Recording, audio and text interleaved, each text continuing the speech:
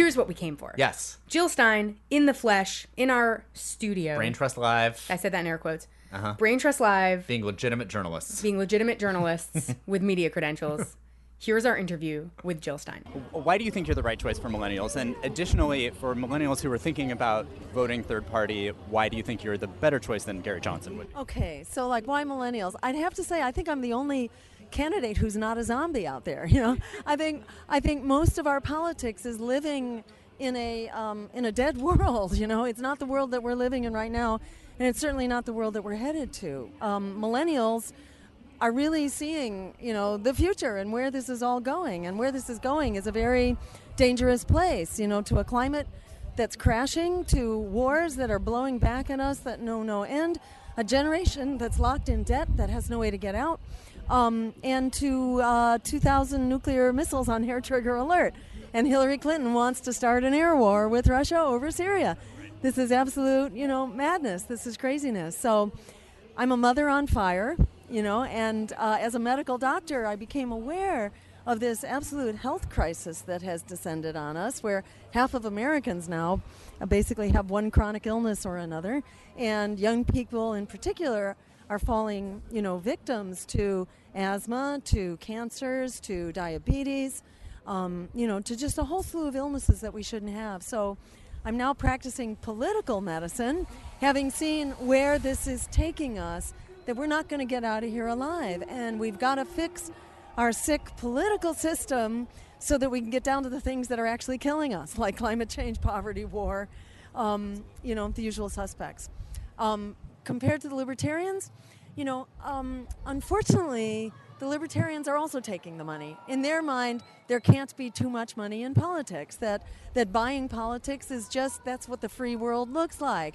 The free world in their minds, or at least in the mind of my opponent, Gary Johnson, the free world means that corporations are free, and you know, and they're busy getting government out of the way so that corporations have unrestricted ability to just steamroll right over us. So, you know, on climate, they don't have a solution. Gary says the sun is going to blow up and burn the earth up anyhow.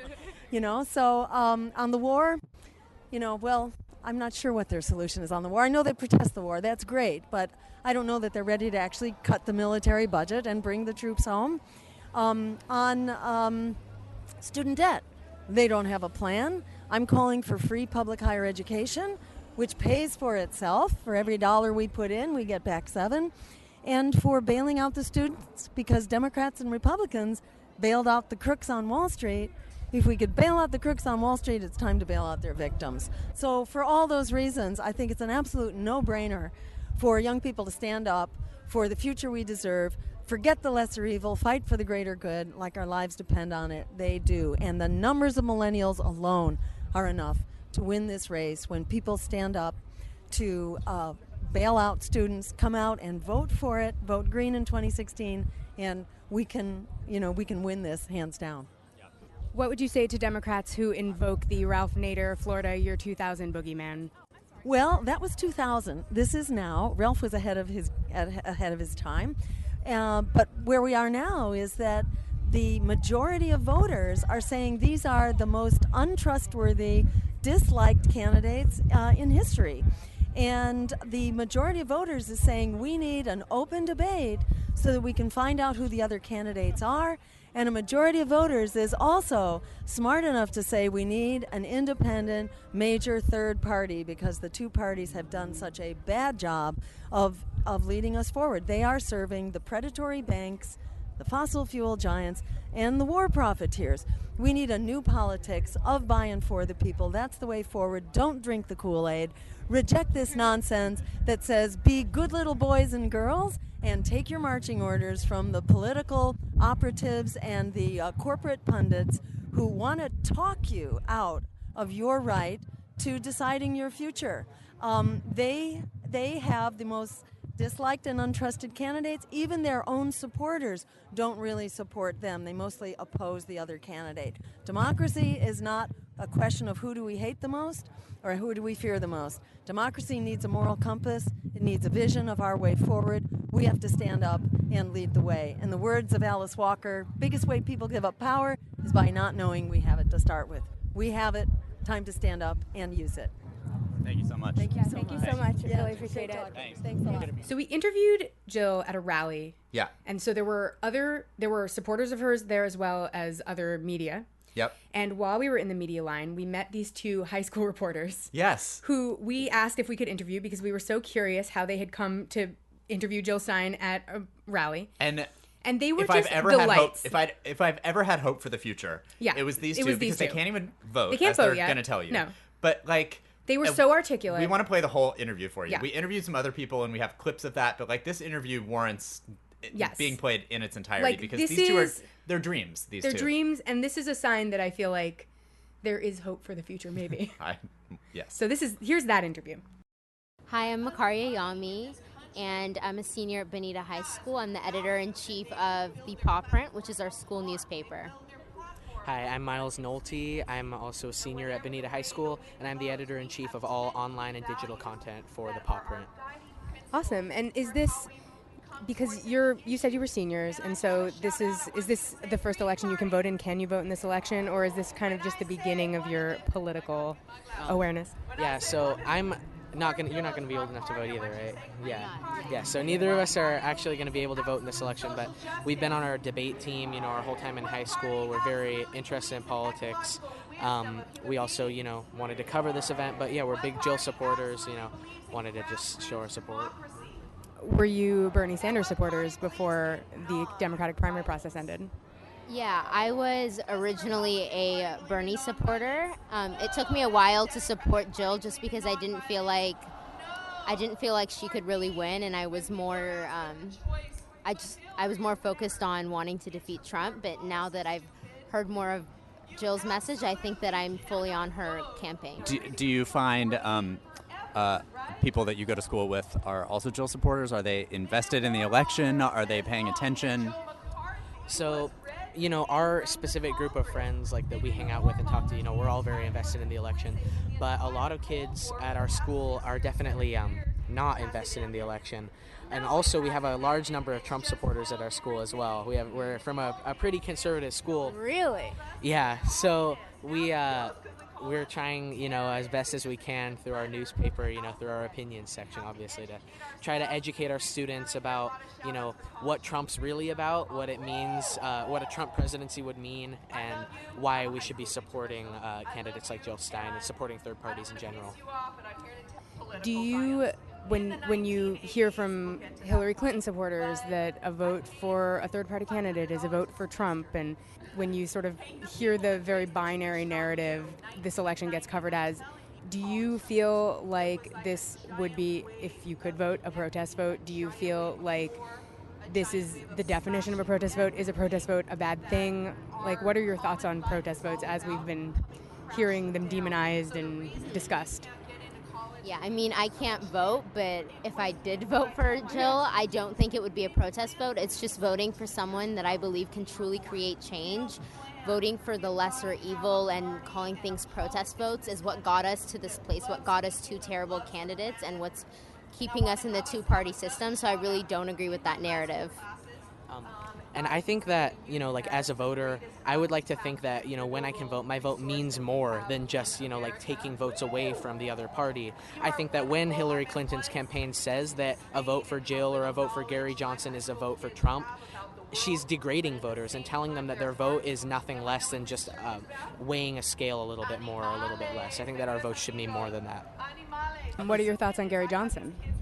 I don't really like Gary Johnson very much, and after seeing some town halls, I do feel like he's not very knowledgeable. After his Aleppo moment, the fact that he doesn't know any... After his second Aleppo? Yeah, his second Aleppo moment. Yeah, and I don't agree with the libertarian ideals in the first place.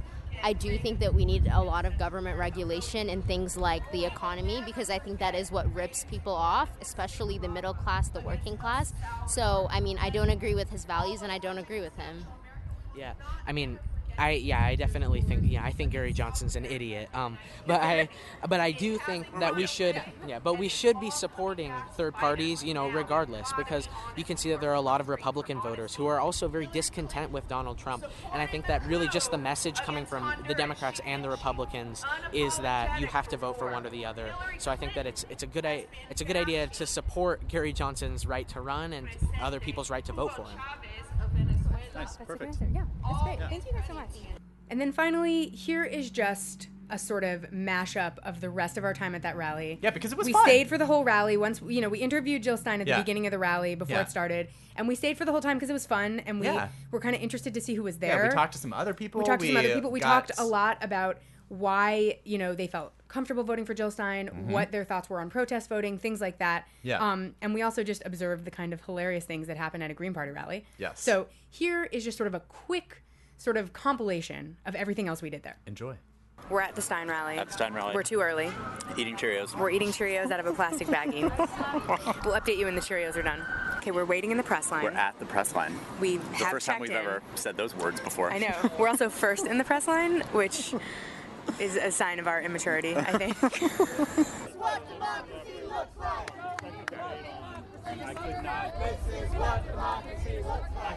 A crowd is starting to gather. There's going to be some other Green Party candidates speaking. There's going to be a progressive hip-hop artist. Of course. Listen, Jill Stein plays the bongo drums. Let's not kid ourselves that there's no progressive hip-hop artist I bet in her attendance bongo here. drumming is better than Tim Kaine's harmonica playing. I mean, it's without question. We don't even need any sort of science to back us up there. I'd much rather be in a drum circle with Jill Stein than any harmonica performance Literally with Tim any Kaine. day. Or just anywhere at all with Tim Kaine. That's so true. Jill not Hill! Jill not Hill! Jill not Hill! So we were just handed an ad for the SoCal Veg Fest Yeah. in Orange County, celebrating healthy eating and conscious living. Yeah, I'm really feeling like I'm with my people here now. There's also yoga, which I know you're against. Yeah, this on a lot sounds of like a levels. nightmare scenario for me, fully.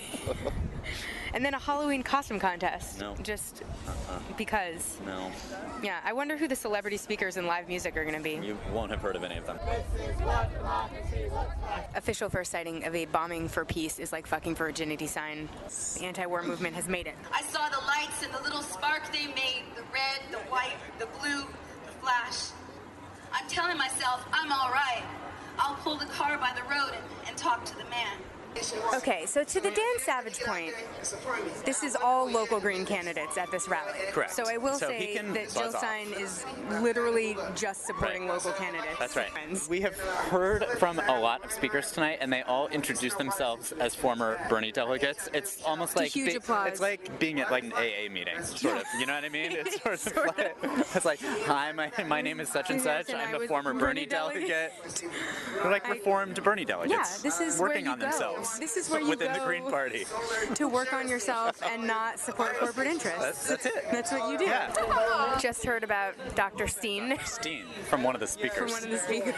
Yikes. Tell us what draws you to Jill Stein. Wow. Well, I was really drawn to Jill Stein because I have a lot of foster kids that are now grown, children 25 and older. And they called me one day and they said, Mom, you got to do something. You can't just sit around the house and go to work. You've got to save the planet. I'd like our police not to be militaristic and kill our children on the streets. That's not cool. I'd like free education for my children through college. I would love my children not to be straddled with $100,000, $200,000 in student debt coming out of just a 4-year education. I would like the planet to still be here for my children and my grandchildren. How have you reacted to the conversation about protest votes being throwing away your vote? Well, my vote was never going to be a wasted vote because I was never voting for the mainstream candidates. The Republican and the Democratic Party were never seeing my vote. I voted for Jill in 2012 also. So I'm not a wasted vote. I was never their vote to begin with. Me too. The Nader argument has been disproven time and time again. So if people would just do their research, they would see that that is not true. We've spent more time this election explaining that to people than I ever thought we would, because I didn't even vote for Ralph Nader. I know. But, like, I've suddenly become his biggest biggest advocate. And I didn't think that was going to happen, but here we are. Yeah. 2016, it's a year of new beginnings. A year of new beginnings. It's always a new beginning. He's yelling at me behind the open door. With the noise of the highway, I can't make out his words. Do you feel like you are contributing in any way to the Trump phenomenon by not voting for Hillary Clinton, or do you think that that's not a relevant question? I just feel that a vote for Jill has always been a vote for Jill, no matter what. For people that are in the Democratic Party, very entrenched, like the Tulsi Gabbards and whatever, I get it. But for me, I don't have any to fundraising. It's their path to their voice. It's, but there is something about standing on principle at a certain point. It's like having a child that's being a bad kid all the time. How do you continue to condone their behavior? Like, you kind of can't. You got to put your foot down and say, no, it's not tolerated, so they don't get away with it. So many Greens have been ahead of the curve, but that curve has caught up to us, and we are now burning green together, and we are unstoppable together. Not only can we cancel student debt, we also have the power and we have the numbers to make public higher education free. We have a right to a college education because it's essential in the 21st century. And while we're at it, we can also have health care as a human right for everyone through Medicare for all. It doesn't cost us any more money. It simply means we put our health care dollars actually into health care, not into bureaucracy, red tape, and profiteering. We need a health care system for people, not for profit. We also need a welcoming path to citizenship for the immigrants who have always been at the heart of our economies, our community, and our culture. We call for a new offensive in the Middle East. It's called a peace offensive. So we say, forget the lesser evil, fight for the greater good, like our lives depend on it, because they do. We just finished listening to Jill Stein speak. She was great. She was really good, yeah. She was great. She gave us some exciting new terminology like zombie Democrats. It's my new favorite thing ever. She also introduced this hip-hop artist who is currently singing Power to the People in a lisp. Yes, he wrote it for her. Yeah, he wrote it for her. Yeah. You might be surprised to hear that, but you shouldn't be. Woman who introduced her from Black Lives Matter was great. She was also great too, Yep. yeah. So I feel like missing the hip-hop artist is the least of our worries here. That's right. Also, it's late. We're old. Super old.